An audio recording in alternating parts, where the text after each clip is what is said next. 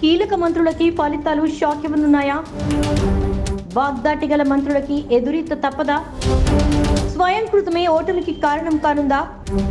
కూటమి ప్రభావం మంత్రుల సెగ్మెంట్ లో పనిచేస్తుందా? మహిళా మంత్రిని సొంత నేతలే ఓడిస్తున్నారా? స్థానం మారిన కీలక మంత్రికి ఓటమి తప్పడం లేదా? ఎక్కడ ఏ మంత్రి ఓటమి చెందబోతున్నారు? Let's watch. ఏపీలో కొందరు మంత్రులకు ఫలితాలు షాక్ ఇవ్వనున్నాయని ఎగ్జిట్ పోల్ స్పష్టం చేస్తున్నాయి. కీలక మంత్రులు ఓటమి బాట పట్టనున్నట్టుగా స్పష్టమవుతోంది. ఇక గెలిచే ఓడే మంత్రుల విషయానికి వస్తే పీడిక రాజన్న దొర సాలూరులో మరోసారి విజయం సాధించే అవకాశాలు స్పష్టంగా కనిపిస్తున్నాయి. బూడి ముత్యాల నాయుడు అనకాపల్లి లోక్సభ స్థానంలో పోటీ చేస్తున్నారు. ఇక్కడ బీజేపీ నుంచి కూటమి తరపున అభ్యర్థిగా సీఎం రమేష్ రంగంలో ఉన్నారు. లోక్సభ స్థానంలో మెజారిటీ అసెంబ్లీ సీట్లు కూటమి గెలవనుంది. కూటమి ఓట్లు బదిలీ అవుతాయా, క్రాస్ ఓటింగ్ జరుగుతుందా అనేది ఇక్కడ విజయావకాశాలని నిర్దేశించనుంది. ఇక్కడ ముత్యాల నాయుడుకి గట్టి పోటీ తప్పదు. ఇక మరో మంత్రి కొట్టు సత్యనారాయణ తాడేపల్లిగూడెం నుంచి రంగంలో ఉన్నారు. ఈయనపై బొలిశెట్టి శ్రీనివాస్ జనసేన నుంచి పోటీ చేస్తున్నారు. ఇక్కడ కాపు సామాజిక వర్గం ఓట్లు టీడీపీతో పొత్తు వంటి అంశాలు జనసేనకి కలిసొస్తున్నాయి. ఈ నేపథ్యంలో కొట్టుకి ఓటమి ఎదురయ్యే అవకాశాలు కనిపిస్తున్నాయి. మరో మంత్రి అంజద్ బాషా కడప నుంచి పోటీ చేస్తున్నారు. టీడీపీ నుంచి రెడ్డప్పగారి మాధవిరెడ్డి రంగంలో ఉన్నారు. ఇక్కడ ముస్లిం ఓట్లు ఎక్కువగా ఉండడం, బీజేపీతో టీడీపీ పొత్తు వైసీపీకి కలిసొస్తుంది అని భావించిన సిట్టింగ్ ఎమ్మెల్యేపై వ్యతిరేకత, గ్రూప్ రాజకీయాలతో టఫ్ ఫైట్ నెలకొని ఉంది. ఇక్కడ టీడీపీకి ఛాన్స్ కనిపిస్తుంది. అంటే మంత్రి అంజద్ బాషా ఓడిపోయే పరిస్థితి కనిపిస్తుంది.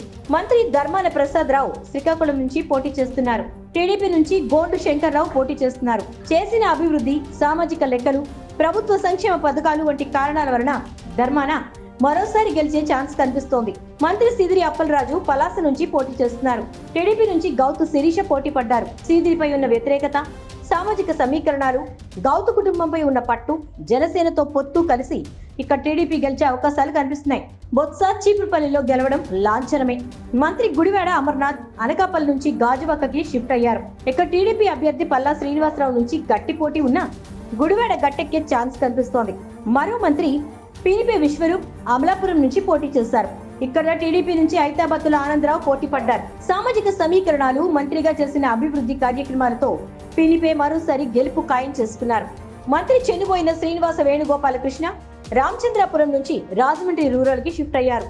ఇక్కడ టీడీపీ బలంగా ఉండడం, సిట్టింగ్ ఎమ్మెల్యే గోరంట్ల బుచ్చయ్య వ్యక్తిగత చరిష్మా, జనసేన బలం తోడవడంతో ఇక్కడ మంత్రికి ఓటమి ఎదురయ్యే పరిస్థితి కనిపిస్తోంది. మహిళా మంత్రి తానేటి వనిత కొవ్వూరు నుంచి గోపాలపురం షిఫ్ట్ అయ్యారు. ఇక్కడ టీడీపీ నుంచి మద్దిపాటి వెంకటరాజు పోటీ చేశారు. నియోజకవర్గానికి ఈ కొత్త కావడం, శ్రేణుల్ని కలుపుకోలేకపోవడం వనితకు మైనస్ అయ్యాయి. అలాగే టీడీపీకి సంస్థాగతంగా ఉన్న బలానికి జనసేన బలం, సామాజిక లెక్కలు కలిసి రావడంతో వనితకు ఓటమి తప్పకపోవచ్చు. మంత్రి కారుమూరి వెంకట నాగేశ్వరరావు తణుకు నుంచి మరోసారి పోటీ చేస్తున్నారు. టీడీపీ నుంచి అరిమిల్లి రాధాకృష్ణ పోటీ చేశారు. గత ఎన్నికల్లో స్వల్ప తేడాతో ఓడిన సానుభూతి, కారుమూరిపై ఉన్న వ్యతిరేకత, నర్సాపురం లోక్సభలో నెలకొన్న పరిణామాల నేపథ్యంలో ఇక్కడ మంత్రికి ఓటమి ఎదురయ్యే ఛాన్స్ కనిపిస్తోంది. మరో మంత్రి జోగి రమేష్ పెడన్ నుంచి పెనంలూరుకి షిఫ్ట్ అయ్యారు. ఇక్కడ టీడీపీ నుంచి సీనియర్ నేత బోడే ప్రసాద్ పోటీ చేస్తున్నారు. జోగి రమేష్ కి అది కొత్త స్థానం కావడం, బోడే కుటుంబానికి అక్కడ పట్టు ఉండడం, మొదట జనసేన శ్రేణులు సహకరించుకున్న చివరికి అందరూ ఒకే తాటిపైకి రావడంతో ఇక్కడ బోడే చేతిలో రమేష్ కి ఓటమి ఎదురయ్యే ఛాన్స్ కనిపిస్తోంది. మంత్రి మేరుగ నాగార్జున వేమూరు నుంచి సంతనూతలపాడికి షిఫ్ట్ అయ్యారు. ఇక్కడ టీడీపీ నుంచి బిఎన్ విజయ్ కుమార్ పోటీ చేస్తున్నారు. ఇది బిఎన్ విజయ్ కుమార్ స్థానం కావడం, సుదీర్ఘంగా ఆయన ఇక్కడే రాజకీయం చేయడం కలిసొస్తున్నాయి. మెరుగా కొత్తగా వచ్చిన శ్రేణుల్ని సమన్వయం చేసుకున్నారు. అయితే నాన్ లోకల్ కావడం, టీడీపీ శ్రేణులు బలంగా పనిచేయడంతో మంత్రికి ఓటమి ఎదురయ్యే అవకాశాలు కనిపిస్తున్నాయి. మంత్రి విడుదల రజని చిలకలూరుపేట నుంచి గుంటూరు వెస్ట్ కి షిఫ్ట్ అయ్యారు. ఇక్కడ టీడీపీ నుంచి మాధవి పోటీ చేస్తున్నారు. మొదట రజనికి వ్యతిరేకత తప్పదని అనుకున్నా టీడీపీలో గ్రూప్ రాజకీయాలు, రజని ఆర్థికంగా బలంగా ఉండడం, సామాజిక లెక్కలు అనుకూలంగా మలుచుకోవడంతో విజయం సాధించే అవకాశాలు మెరుగ్గా ఉన్నాయి. అంబటి రాంబాబు సత్తెనపల్లి నుంచి మరోసారి పోటీ చేస్తున్నారు. ఇక్కడ టీడీపీ నుంచి కన్నా లక్ష్మీనారాయణ పోటీ చేస్తున్నారు. సొంత పార్టీలో పెరిగిన వ్యతిరేకత, కన్నాకి స్థానికంగా ఉన్న పట్టు, టీడీపీకి జనసేన మద్దతు ఇవ్వడం వంటి కారణాల వల్ల అంబటి అతనికి ఎదురయ్యే ఛాన్స్ కనిపిస్తోంది.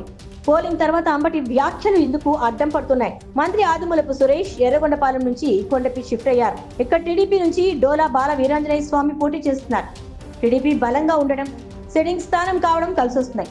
ఆదిమూలం సురేష్ గెలుపు కోసం గట్టిగా కృషి చేసినా పూర్తి స్థాయిలో వర్కౌట్ కాలేదు. దీంతో ఓడిపోయే ఛాన్స్ కనిపిస్తోంది. కాకాని గోవర్ధన్ రెడ్డి సర్వేపల్లిలో సోమిరెడ్డిపై మరోసారి గెలవడం లాంఛనమే. ఇక పెద్దిరెడ్డి రామచంద్రారెడ్డి పుంగునూరులో మరోసారి గెలవబోతున్నారు.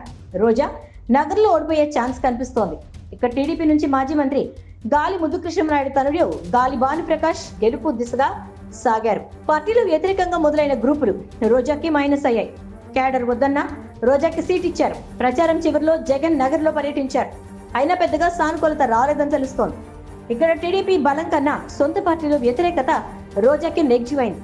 ఇక బుగ్గన రాజేంద్రనాథ్ జోన్లో గెలిచే అవకాశాలున్నాయి. ఉషశ్రీ చరణ్ కళ్యాణదుర్గం నుంచి పెనుగొండ షిఫ్ట్ అయ్యారు. ఇక టీడీపీ నుంచి సోమందేపల్లి సవితమ్మ పోటీ చేస్తున్నారు.